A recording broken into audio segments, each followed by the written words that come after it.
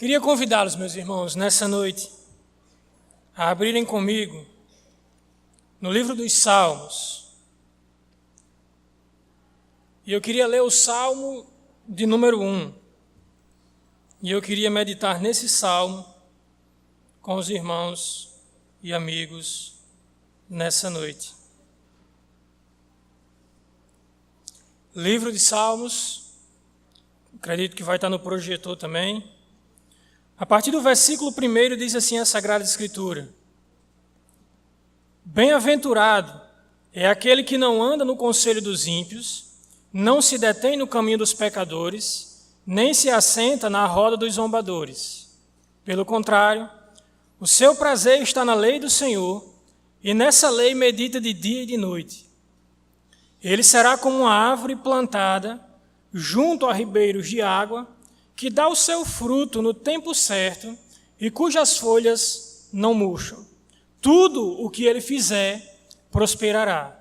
Não é assim com os ímpios. Eles são como a palha que o vento dispersa. Por isto, os ímpios não prevalecerão no julgamento, nem os pecadores na assembleia dos justos. Porque o Senhor recompensa o caminho dos justos, mas o caminho dos ímpios traz destruição. Amém, meus queridos?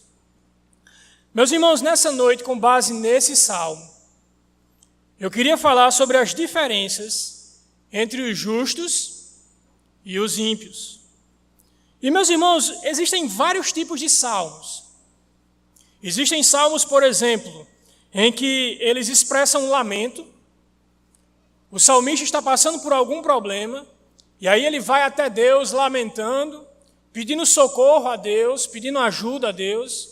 Existem salmos de ação de graça por alguma bênção recebida, muitas vezes contando a história da salvação de Israel por Deus.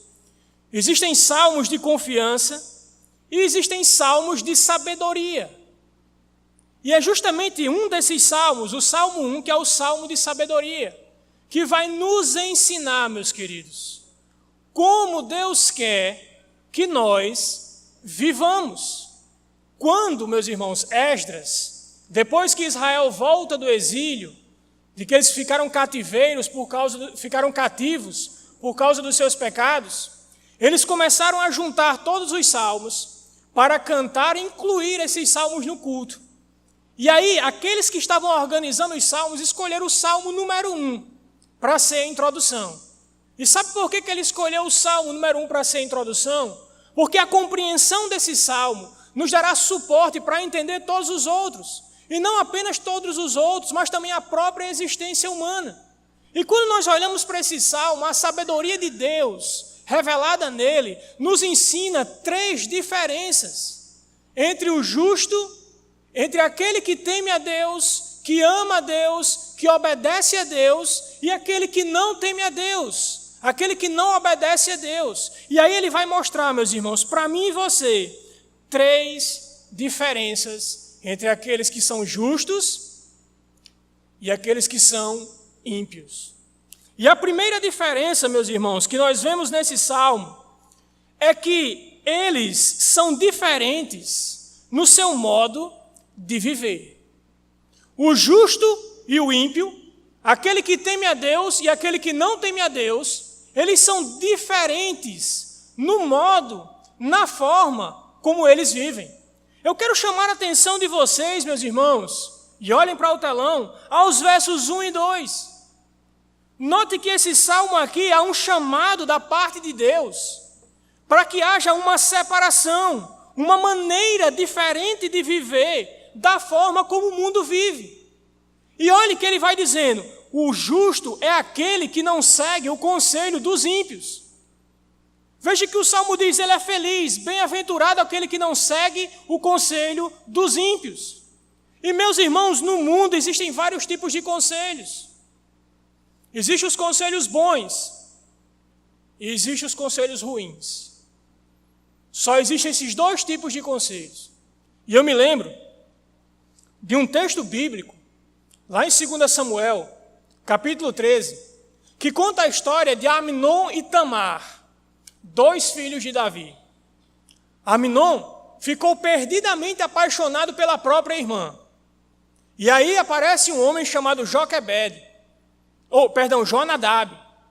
E aí ele conta para Jonadab: olha, eu estou perdidamente apaixonado pela minha própria irmã.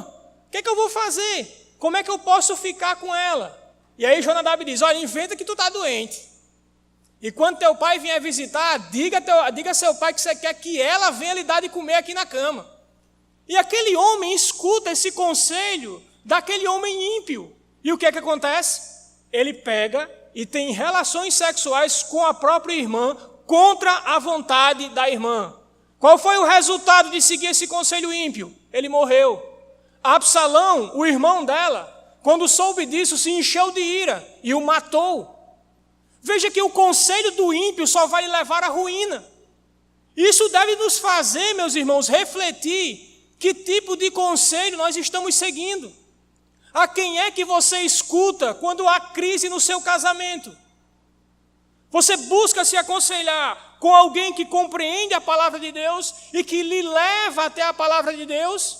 Ou você vai se aconselhar com quem não entende de Bíblia, com quem não teme a Deus, com quem não ama a Deus?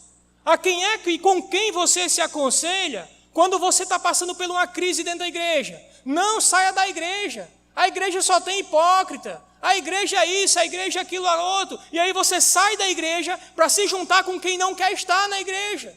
Quem é que você escuta quando há problemas no seu trabalho?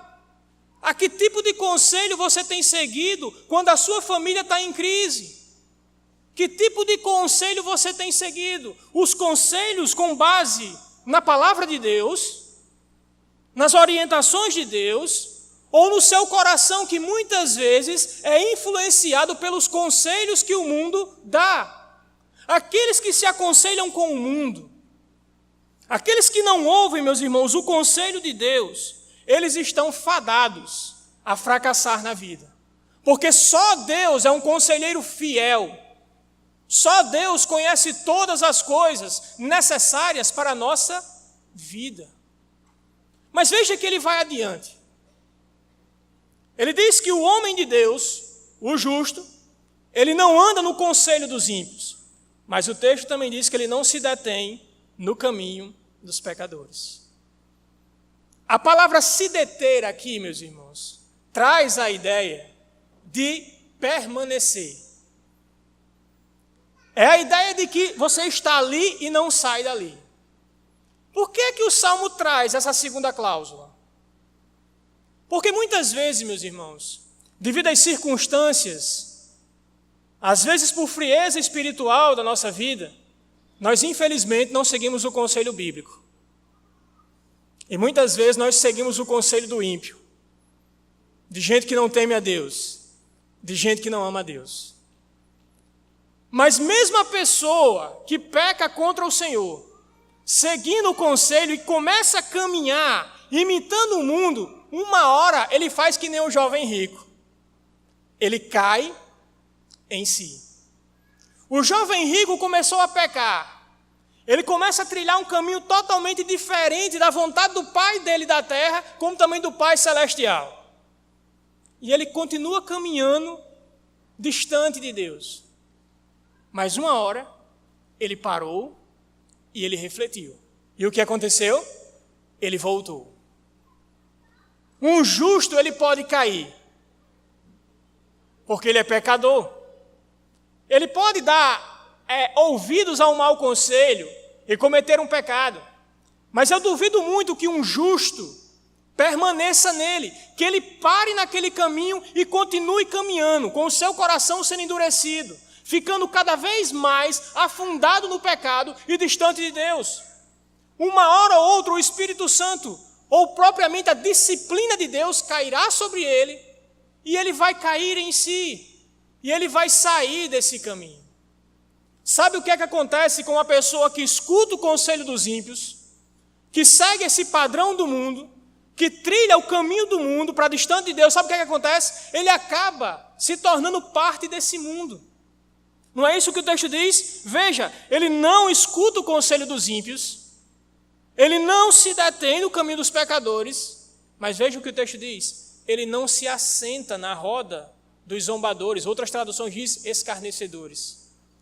A palavra escarnecedor no Antigo Testamento foi utilizada pelos profetas e pelos escritores bíblicos para discriminar, para dizer o pior tipo de pecador que existe. É aquele que blasfema contra tudo e contra Deus. Blasfema contra o povo de Deus, contra Deus, não quer nada com Deus. A vida dele é insultar a Deus, não apenas com as suas palavras, mas também com a sua conduta, com a sua vida. E uma pessoa que continua escutando o conselho do mundo, continua caminhando nos caminhos que o mundo lhe dá, uma hora ou outra ele vai endurecer o seu coração e vai se tornar como o mundo. Ele não tem, meus irmãos, prazer. E aqui, meus irmãos, vem uma aplicação para a gente. Quem tem sido o seu conselheiro? Qual tem sido os caminhos que você tem trilhado? São caminhos que têm base bíblica? Ou são caminhos que o mundo lhe dá? É preciso refletir. É preciso entender, meus irmãos, que nós não podemos, não podemos escutar, nem permanecer no caminho, mas também não buscar a companhia, meus irmãos. Viver, meus irmãos, imitando a conduta daqueles que estão no mundo. Nós não podemos nos assentar calmamente numa roda de pessoas que não amam a Deus e que não temem a Deus, escutando seus conselhos e trilhando o seu caminho. Eu gosto de uma frase, eu acho que é bem antiga, mas todos conhecem. Diga-me com quem tu andas, e eu vou dizer a você quem você é. Agora deixa-me dizer uma coisa, a Bíblia tem algo parecido. 1 Coríntios capítulo 15, versículo 33. Não se deixem enganar, as más companhias corrompem o bom caráter. Não se deixem enganar, as más companhias, a associação com quem não presta, a associação com quem não teme a Deus e que vive zombando de Deus com a sua vida ou com as suas palavras, vai lhe levar à ruína. Cedo ou tarde a sua vida vai ser arruinada porque você buscou se juntar com tais pessoas. Talvez você diga, Moisés, eu tenho 12 anos de crente, sou um homem maduro na fé. Não tem como uma pessoa, eu estou ali com eles, mas não tem como eles me influenciarem para o mal, não. É impossível. Sou um homem maduro na fé, já li a Bíblia 4 vezes, sou uma pessoa muito bem casada, não tem como eles me influenciar para nada de errado. Eu quero lembrar a vocês do segundo homem mais sábio que pisou na face da terra. Seu nome era Salomão. No livro de Reis, meus irmãos, no primeiro livro de Reis, no capítulo 11, diz o seguinte, prestem atenção. O rei Salomão amou muitas mulheres estrangeiras, além da filha do faraó. Ele se casou com muitas mulheres de Moabe, de Amon, de Edom, de Sidom e dos hititas. O Senhor havia instruído os israelitas claramente: não se casem com mulheres dessas nações, pois desviarão seu coração para os deuses dela. E, no entanto, Salomão amou essas mulheres e casou com elas. Quando Salomão já era idoso, elas o induziram a adorar outros deuses, em vez de Salomão ser inteiramente fiel a Deus, como foi seu pai Davi. Meus irmãos, deixe-me dizer uma coisa. Salomão, ele era sábio quando era novo, e eu garanto a vocês que ele ficou mais sábio quando era velho. Mas veja que por causa que ele desobedeceu a Deus, ele caiu. Você pode ter 200 anos de crente, você pode ser um pastor, você pode ser um pregador, um professor de escola bíblica, não importa. A partir do momento que você desobedece a Deus e busca companhia com pessoas que dão conselho para o mal e querem levar vocês para o caminho longe de Deus, vocês irão cair. Eu sei que talvez você esteja se perguntando, espera aí, se eu não posso pegar companhia, como é que eu vou ficar em casa com os descrentes? Como é que eu vou ficar no meu trabalho com aquelas pessoas que têm uma visão diferente da Bíblia que eu sigo, que só me dão conselhos para o lado ruim? A Bíblia não manda você deixar essas pessoas, não. A Bíblia manda que você não siga o conselho, que você não permaneça no caminho delas e que você não imite a sua conduta. O relacionamento que você tem que ter com pessoas que não são cristãs é um relacionamento evangelizador. Você impacta as pessoas pelo seu exemplo. E quando as pessoas perguntarem a você por que é que você vive dessa forma, por que você é diferente, por que você não gazela a aula, por que você só chega no horário para trabalhar, por que você é uma pessoa generosa, por que você é uma pessoa que ama e que não odeia os outros, por que você é uma pessoa tão amável e que gosta de ajudar as pessoas e que sempre tem uma palavra de sabedoria, você vai dizer o que foi que aconteceu com você. Você vai pregar o evangelho para elas. E pela graça de Deus e a misericórdia de Deus, elas podem se converter e passar a deixar de imitar o mundo. E junto com você, elas podem, meus irmãos, começar a meditar na Sagrada Escritura. Um justo, ele não segue o conselho dos ímpios, ele não anda em seus caminhos, ele não se assenta, ele não busca companhia, ele não quer companhia para imitar, ele quer ficar na companhia de quem não é cristão para influenciar e não para ser influenciado. E sabe de onde é que ele tira poder suficiente para não ser influenciado? O versículo 2 diz: ele medita na Sagrada Escritura. Antes de seguir conselho, andar nos caminhos, ou se assentar com gente que quer levá-lo para longe de Deus, o prazer dele, a alegria dele está na lei do Senhor. E nessa lei ele medita de dia e de noite. Note que se você quiser não ser influenciado, não seguir os caminhos desse mundo, se envolver com as pessoas da forma como Deus quer que você se envolva, é necessário que você conheça a Sagrada Escritura. É necessário que a Bíblia ocupe a sua mente. Você precisa ter a Bíblia na sua mente. Ou você se fortalece, ou você ama a Bíblia, ou você ama ler a Sagrada Escritura, porque ela é a fonte de inspiração e de instrução para a sua vida, ou a sua vida vai se assemelhar dos ímpios. Porque os ímpios não têm prazer na lei de Deus. Eles amam desobedecer à lei de Deus. Eles amam transgredir a lei de Deus. E mesmo que você não ande em nenhum desses caminhos, mas você não medita na Sagrada Escritura, você não tem prazer, não tem alegria de ler a Bíblia, de crescer e de aprender sobre ela, você está se comportando como um ímpio. Porque são os ímpios que não leem a Bíblia. São aqueles que não temem a Deus, que não buscam meditar na Sagrada Escritura. Às vezes as pessoas dizem: eu acho muito difícil ler a Bíblia. Talvez porque você esteja lendo a Bíblia como se lê um jornal. Apenas para obter conhecimento, apenas para matar alguma curiosidade.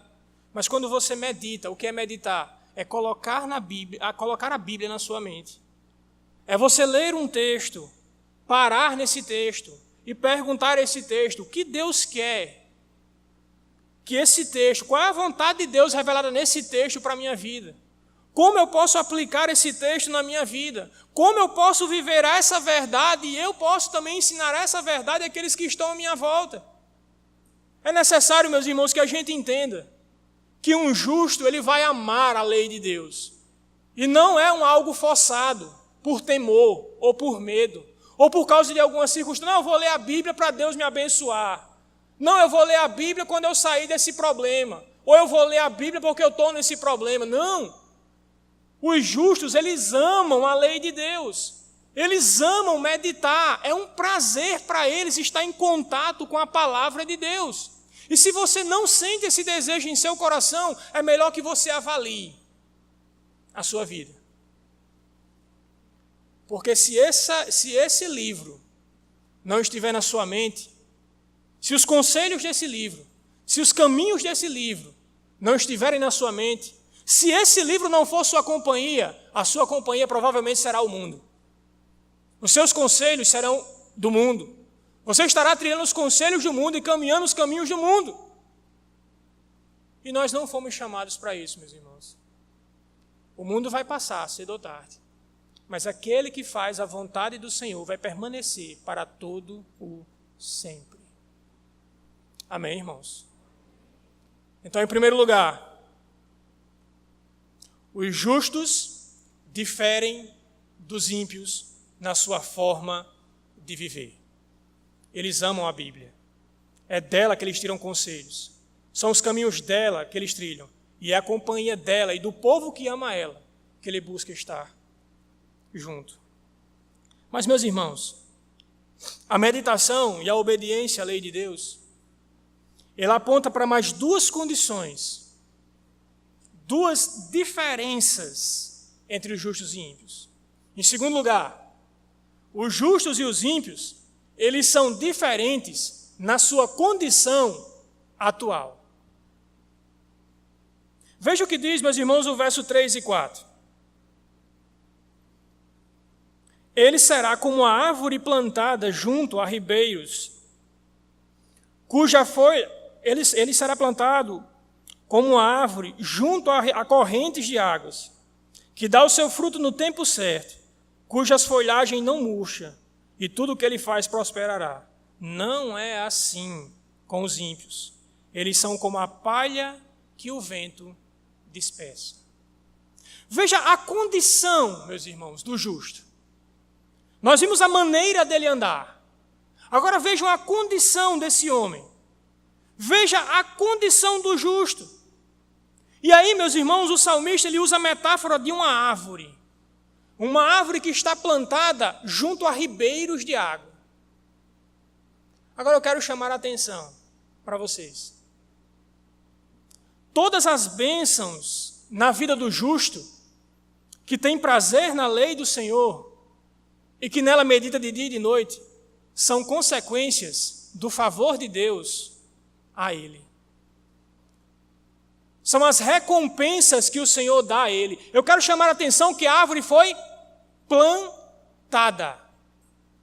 A árvore, o texto diz que ela nasceu junto a ribeiros.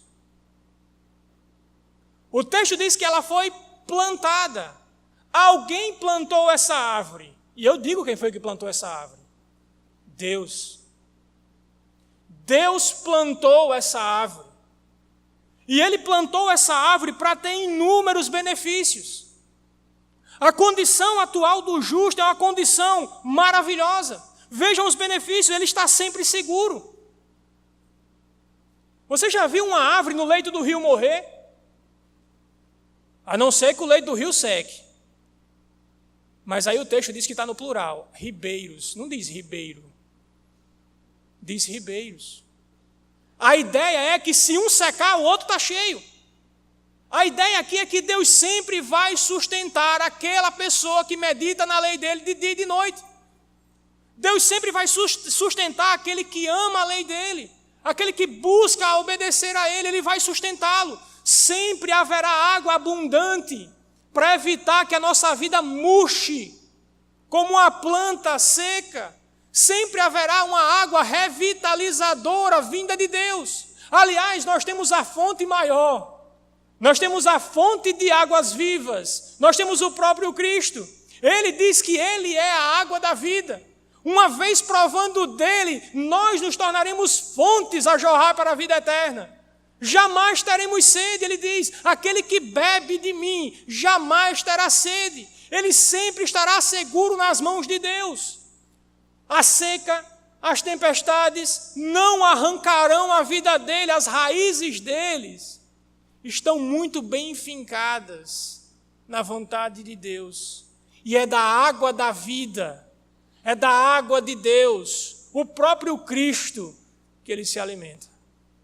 É por isso que ele está seguro, é por isso que os tempos de escassez não vão chegar a ele, porque ele está seguro. Mas esse homem também ele é frutífero. Veja que o texto diz que é como uma árvore plantada junto a ribeiros que dá o seu fruto no tempo certo. Por causa que Deus é quem plantou, por causa que Deus é quem sustenta o homem que teme a Ele, que ama a sua lei, que obedece. Por causa que Deus está com ele, ele apresenta frutos. Nos dias das adversidades, ele trará a vida dele em paciência e em confiança no Senhor. No dia da bonança, No dia quando tudo estiver certo, o seu coração será inundado de gratidão.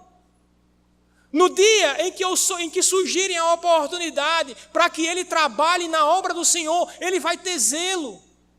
Ele sempre vai demonstrar o fruto no tempo certo. Ele sempre vai frutificar. E sabe por quê? Porque a prosperidade chegará à casa dele. Mas não a prosperidade material, mas a prosperidade da alma. Ele vai prosperar em tudo aquilo que Deus o levar a fazer. Em tudo aquilo que Deus o colocar para fazer, ele prosperará. Ele vai prosperar no caminho da obediência. Ele vai demonstrar frutos e ele vai continuar prosperando, fazendo a vontade de Deus, cumprindo a vontade na vida dele e sendo feliz. Ele encontrará a verdadeira felicidade. Veja o que começa o Salmo diz: feliz é o homem que não anda no caminho dos pecadores, não aceita conselho, não se junta, antes o seu prazer, a sua alegria, está na lei do Senhor e nela medita de dia e de noite. Ou seja, ele encontrou o caminho da felicidade. Embora as adversidades batam à sua porta, ele continuará firme, porque as suas raízes se alimentam de Deus. Porque a sua fonte é o próprio Deus. E aqueles que são alimentados por Deus são protegidos por Deus e são abençoados por Deus. É por isso que esse homem, a condição dele é tão maravilhosa. Mas os ímpios não são assim. Veja o que diz o verso 4. Os ímpios não são assim, eles são como a palha que o vento espalha. O autor dos Salmos aqui, ele está trazendo para nós o ensinamento da agricultura daquele tempo. O trigo, ele era colhido e ficava aquelas cascazinhas. Então, como é que eles faziam para ficar só com o grão? Eles colocavam o trigo numa peneira, eles enfergavam a mão na peneira com bem muita força, e depois eles levantavam a peneira, rebolando o trigo para cima. O trigo é pesado, tem valor. A palha é maneira, inútil, não tem valor. O que é que acontecia? O vento levava a palha. Você sabe o que é que esse salmo está dizendo aqui para nós?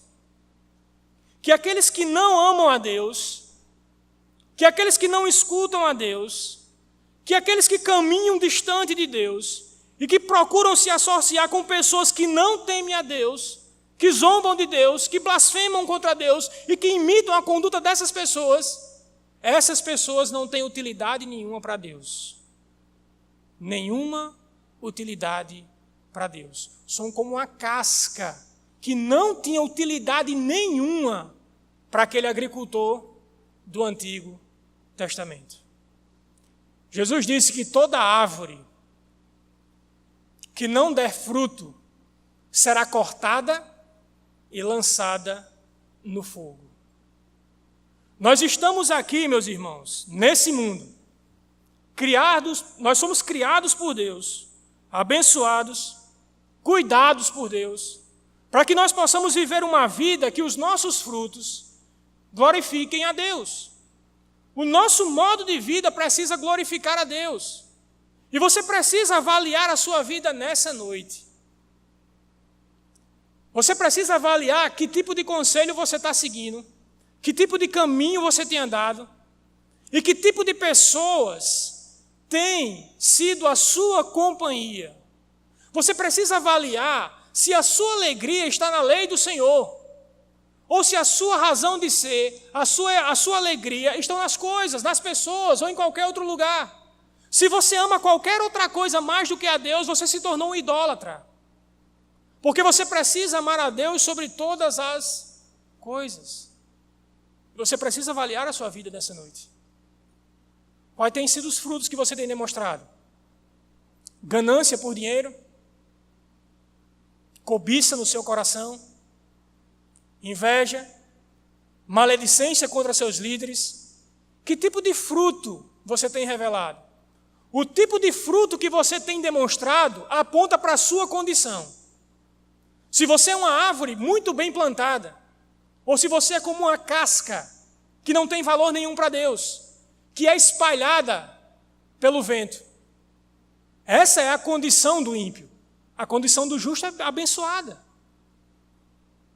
Ele é seguro. Ele é próspero espiritualmente. Ele é feliz. Ele dá os seus frutos. Mas o ímpio não é assim. Essa é a condição atual do ímpio.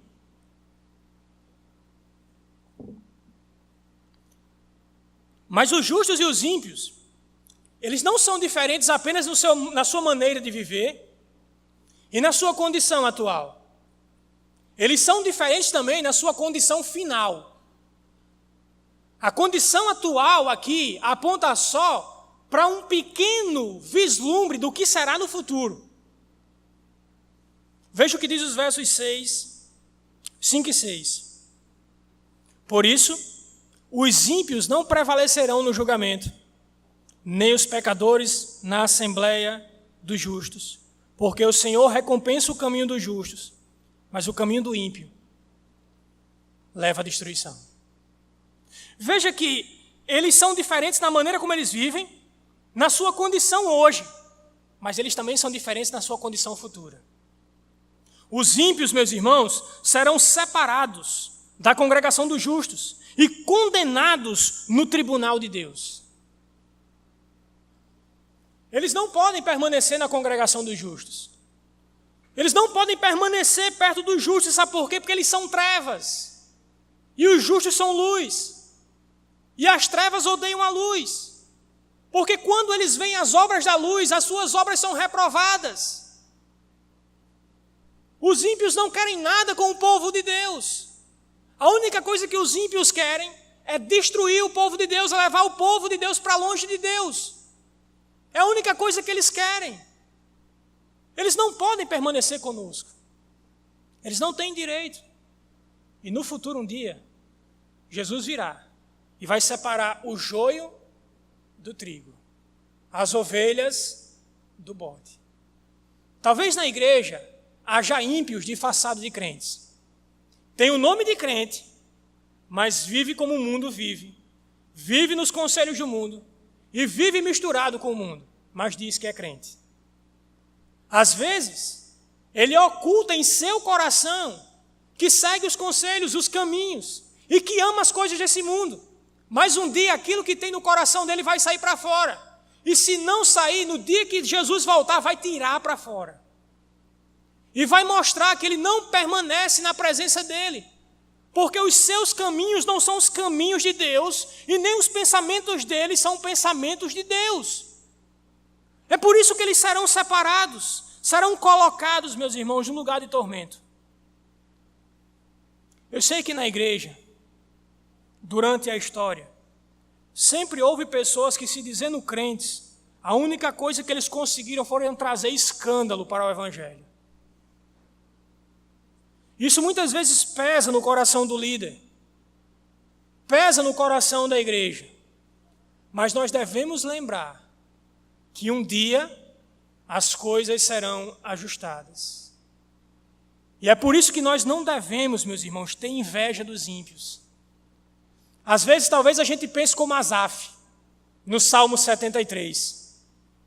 Ele diz: eu vejo o ímpio prosperando, ele goza de uma boa saúde, ele tem dinheiro com fartura, tudo que ele faz parece que dá certo, enquanto eu quase escorreguei porque tive inveja deles, até que entrei no templo e o Senhor me mostrou que o fim deles é a ruína. Você pode ser muito bem sucedido aqui, você pode ser bem sucedido nesse mundo sem demonstrar um fruto sequer daqueles que Deus quer que você dê. Você pode viver bem, morrer em ditosa velhice, mas você será cobrado. Um dia você estará de frente ao juiz e você será condenado nesse tribunal. Você pode viver a vida que você quiser aqui nesse mundo, da forma como você quiser, mas vai ser a sua obediência a Deus que vai lhe conduzir o caminho da felicidade.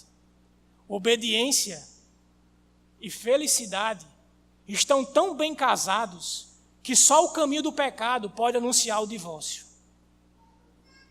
E se você permanecer nesse caminho, a única coisa que você vai encontrar, no final das contas, será destruição da sua alma. Talvez você tenha vindo hoje à noite aqui para escutar isso de Deus, para saber da sua condição, para que você avalie seus caminhos. E se você morrer hoje, para onde você irá? O que você fará quando estiver diante do juiz de toda a terra, que não pode ser subornado, que não pode ser comprado e que conhece cada pensamento seu, cada pensamento pecaminoso seu, cada ação sua que você tem vergonha até de falar? Ele conhece. E Ele vai julgar você. Eles serão separados, meus irmãos. Mas os justos serão recompensados. Veja o que diz o verso 6, a parte B. Porque o Senhor recompensa o caminho dos justos.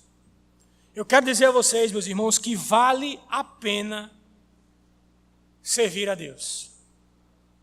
Embora o mundo aconselhe a você dizendo que não vale a pena, que você está perdendo a vida, que você é novo demais para ser crente, embora o mundo queira que você ande nos caminhos deles e pressione você para isso, eu quero dizer a vocês que vale a pena servir, obedecer e amar ao Senhor.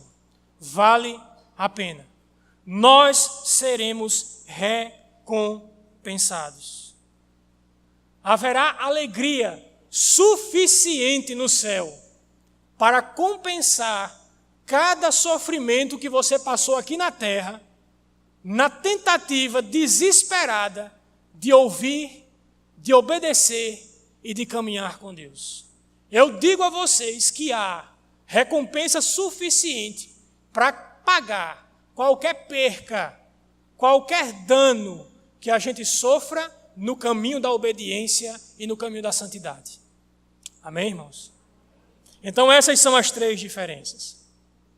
Eles são diferentes na forma de viver, eles são diferentes na sua condição atual e eles são também diferentes na sua condição final. Uns serão destruídos e condenados e separados de Deus.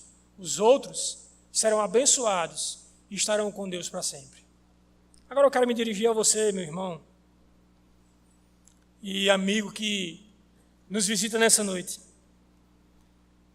Se você está aqui nessa noite e não sabe que tipo de caminho você tem trilhado, não sabe nem em qual parte do caminho você está e nem sabe aonde ele vai lhe levar. Talvez você até reconheça que tem caminhado para longe de Deus. Eu quero dizer a você que Jesus é um caminho. Eu quero dizer a você que nessa noite, através de Jesus e por Jesus, você pode caminhar de volta para Deus. Talvez você diga que você não enxerga na sua vida um fruto sequer. Talvez você olhe e diz, Moisés, eu só desobedeço. Não há frutos que Deus quer que eu dê em minha vida. Eu quero dizer a você que Jesus é a videira verdadeira. Uma vez unidos a Cristo pela fé, nós produziremos abundantemente. Uma vez unido a Ele pela fé, a nossa vontade será mudada. Não iremos mais querer andar no conselho dos ímpios. Não sentiremos prazer no caminho dos pecadores. Não iremos querer mais tomar parte na companhia daqueles que zombam de Deus. Uma vez unido a Cristo, uma única vez unido pela fé. E você passará a frutificar. Porque Ele mesmo diz, eu sou a videira verdadeira e vós são os ramos. Se vocês permanecerem em mim, vocês darão muito fruto. Una-se a Cristo hoje pela fé. E veja a sua vida mudar radicalmente. E eu posso apostar, como o sol vai nascer amanhã, que você vai mudar. Porque Cristo é poderoso para fazer você produzir frutos dignos de arrependimento. Frutos que glorifiquem a Deus. Talvez você não saiba que caminho trilhar. E que não há fruto na sua vida. Talvez você não saiba nem qual é a sua condição final. Eu quero dizer a você que Jesus é a ressurreição e a vida. E aquele que crê nele, ainda que morra fisicamente, viverá. A morte não pode tocar naquele que está unido pela fé em Cristo. Então eu imploro a você, avalie a sua vida, avalie a sua condição. Não saia daqui sem fazer um compromisso com Cristo, de se arrepender dos seus pecados e implorar que Ele faça de você uma videira frutífera, que Ele una você pela fé e que você passe a dar frutos e a caminhar um caminho que glorifique a Deus, porque foi para isso que você foi criado. Você não foi criado para encontrar prazer e alegria no mundo. Você foi criado para encontrar prazer na palavra de Deus. Então, por favor, não deixe que essas palavras entrem no seu ouvido e saiam no outro. Hoje, una-se a Cristo pela fé e caminhe através dele até Deus. Ele é o único caminho até Deus. Eu sou o caminho, a verdade e a vida, e ninguém vai ao Pai a não ser por mim. Que Deus abençoe a minha vida e a sua vida, e que nós confiemos nessa palavra, e que a gente busque o caminho dos justos, porque o caminho dos ímpios levará você a destruição. Que Deus nos abençoe.